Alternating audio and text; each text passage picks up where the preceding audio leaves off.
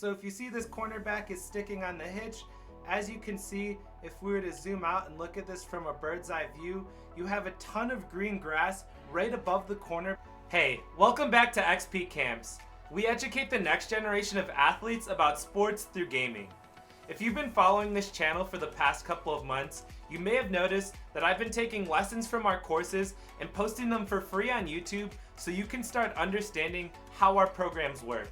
How this video is gonna work is I'm going to show you 3 real-life concepts from our courses and show you how you can use them to attack a cover 2 defense. This is a new video series that I'm trying out, so if you like this style of content, leave a like and a comment below and let me know what you want to see next. I'm going to be posting 2 to 3 times from now all the way through the Super Bowl, so make sure you keep letting me know what concepts you want to see next, and I'll be checking out all the comments. As always, I appreciate you clicking on the video and checking us out, so let's jump into the video. So the first thing we could do is isolate the flat defender in a cover 2 defense, and we're going to do that utilizing a high-low read. So how you're going to want to set this up is by scrolling over to your concept page and then scrolling down to medium pass and selecting smash concept. I'm in the 49ers ebook right now. There's a lot of ebooks in Madden that have a smash concept, as it's one of those foundational 2-route concepts that a lot of teams use. If you don't have a smash concept in your ebook, I'll show you later in this video how you can set it up manually. But what you're going to want to do now is select a smash concept. I believe that this halfback circle shows it the best. And then I'm going to select a cover 2 coverage for the defense. And this is what the concept looks like. So it's a 2-route concept, and you need both receivers on the same side of the formation. The inside receiver is going to be running a corner route, as you can see with Y here on my screen. And then the outside receiver is going to be running a hitch route, and that's going to be X Ayuk. So let's jump into replay mode and see why this concept works. Alright, so here we are in replay mode. Now the defender we're looking to attack is going to be number 24, which is the cornerback covering the flat in the cover 2 coverage. And so their responsibility is they're defending all of these short and intermediate passes from the numbers all the way to the sideline. And so what they're doing really is they're trying to help out this deep defender. This defender is in a deep half, and they have to cover from the middle of the field all the way to the sideline. And so they have a ton of ground to cover, and there's also another safety on the opposite side of the field with the same responsibility. So these 2 safeties have a ton of ground to cover in a cover 2. So typically the spaces that are going to be left open is going to be the deep middle of the field and closer to the sidelines right above this cornerback, but right underneath this deep safety. And so what we're trying to do is put 2 routes on the field and make this cornerback decide, do I want to stay on this hitch route and take away the short pass, or do I want to try to sink back and pick up this corner route? But they can't do both, as that puts a ton of stress on them, and they really have to decide, do I want to take away the low read or the high read? And so how this works is this outside receiver who's going to be running the hitch route Ayuk is basically just going to be occupying the short space over here in the flat and making this cornerback respect them and make them defend them. If this cornerback sinks back too much to pick up this corner route, then you'll have an easy dump off to Ayuk for an easy 8 to 10 yard gain, it looks like right here, as he has like 7 yards of depth. But that doesn't happen in this instance. So what we read is this cornerback is pretty close to the hitch route. So then we go to our second read, and that's going to be this corner route. So if you see this cornerback is sticking on the hitch, as you can see, if we were to zoom out and look at this from a bird's eye view, you have a ton of green grass right above the cornerback and closer to the sideline. And so that's where we're throwing this football. And so as you can see, this player breaks on the corner route, and they have all of this green grass for Purdy to throw the ball into, which he delivers a strike right there. And you're able to pick up a pretty sizable gain, almost a touchdown from about 30 yards out. And so that's how you would read this high-low read, is you're just reading this cornerback here. Are they sinking on the corner route, or are they stepping up and taking away the hitch route? Whichever route they decide to defend, you just throw it to the other receiver. So how you're going to want to set this play up is pretty simple. I'm still in the 49ers ebook, but now as you can see, I have Kittle in the slot running a corner route, and then Debo on the outside is going to be running a deep dig route. So all you're going to want to do is audible or hot route Debo into a smoke screen. So for whatever reason in Madden, you can't audible that outside receiver into a hitch route, only the smoke screen, but it does the same thing where this receiver is just going to be occupying the flat and putting stress on this cornerback to make them choose, do they want to step up or sink back? So when we snap the ball now, we have this, and as you can see, this cornerback gets like 14 yards of depth. So we're gonna end up checking down here, and we're able to get about 7 or 8 yards, but it still works the same if we go into replay mode and look, where this cornerback has to decide, do they want to step up or sink back? In this scenario, they get about 14, 15 yards of depth, and so it's really hard. They're kind of taking away this corner route.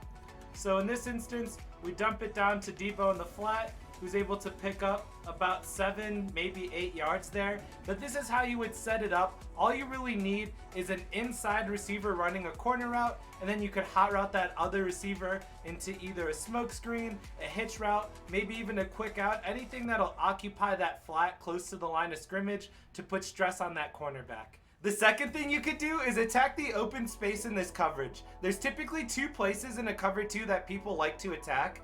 The first is going to be the deep middle of the field, which is right above this middle read and right in between these deep zones, this green area I'm running in right now. Now the reason people like to attack it is because these deep zones have so much ground to cover over the top that typically closer to the sideline or closer to the deep middle of the field are going to be wide open. And to that point, the second area people like to attack is the area right above the cornerback and right below this deep zone. This open green grass right here closer to the sideline is the second place people typically like to attack in this coverage. Now I'm not going to spend too much time covering this, as I think how you would attack this is pretty straightforward. If you want to attack the deep middle, one of the easy first things you could do is just send your tight end or your inside receiver on a streak to that area. And all you have to do is wait for him to clear the middle linebacker, throw it towards the deep middle, and as you can see, it's a pretty easy pitch and catch there. Another thing you can do is attack with a post route. So as you can see right here, we have Debo running a post route. I'll put Kittle on a corner route, and then all you have to do is wait for this route to develop to the deep middle, guide Debo there. They were able to break it up there. Now I have a way to keep this deep half honest so that he's not coming over so much to guard that deep post, and I'll show you that in the third way we can attack this coverage. But as you can see right here, we're just trying to guide it to the deep middle, and I'll show you in a second how to keep Minkah Fitzpatrick honest so he doesn't keep jumping that post route. And then as you can see, the other way we can attack it is close to the sideline, and we actually have a pretty good scheme set up here with RB on a flat route and B on a fade route. If you snap the ball right here, as you can see, that space right above the cornerback but right below that deep outside zone is a second way that you could attack this zone, and I'll show you one more time. You're just making a read basically on this cornerback. If this cornerback sinks with Debo, then you're just going to dump it off in the flat to RB.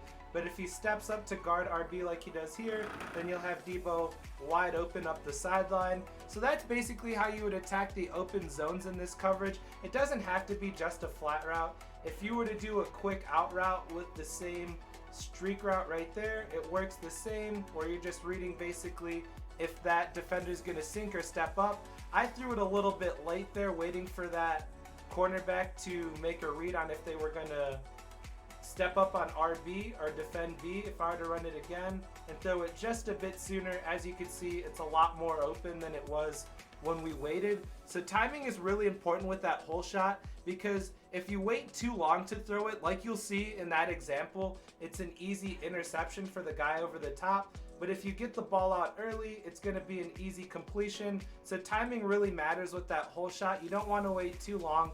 I'll show you one more time what it looks like when you wait too long.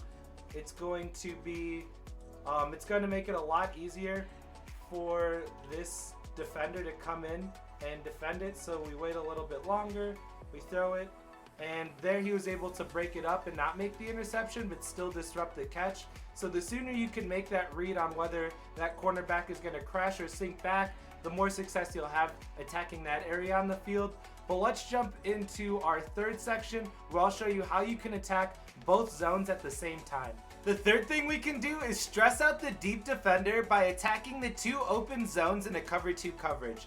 this is what it looks like. So we're going to be using a Scizor Concept in this, and the way you would find a Scizor Concept is by scrolling over to your concept page, selecting medium pass, and then Scizor Concept may be one of the choices in this area. I'm in the 49ers ebook and it actually doesn't have Scizor Concept available. You can see sort of an example on the Smash page. You can see PA tight end scissors.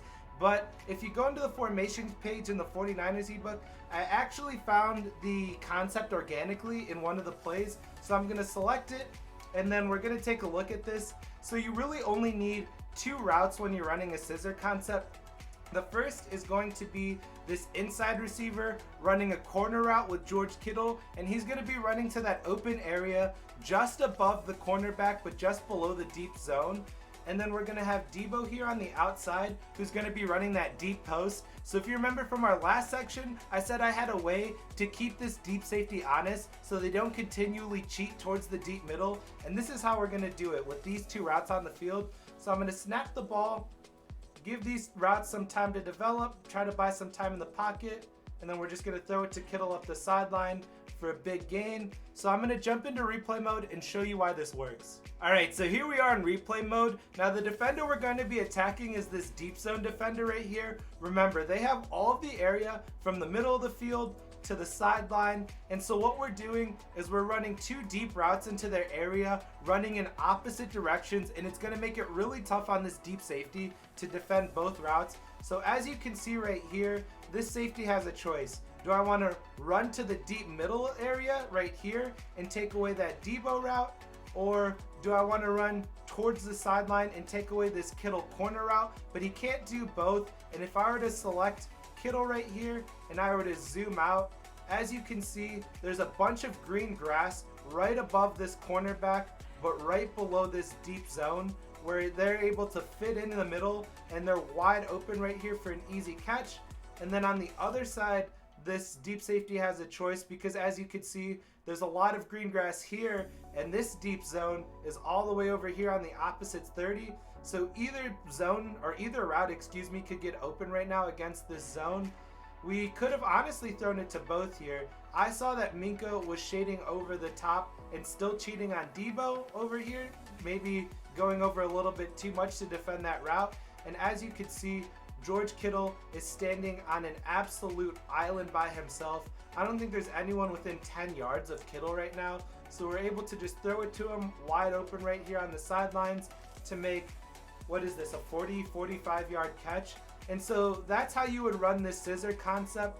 You just need a corner route and a post route on the same side of the formation to put a lot of stress on this player and take advantage of the fact that there's 2 open zones in a cover 2, and this defender won't be able to get over and cover both.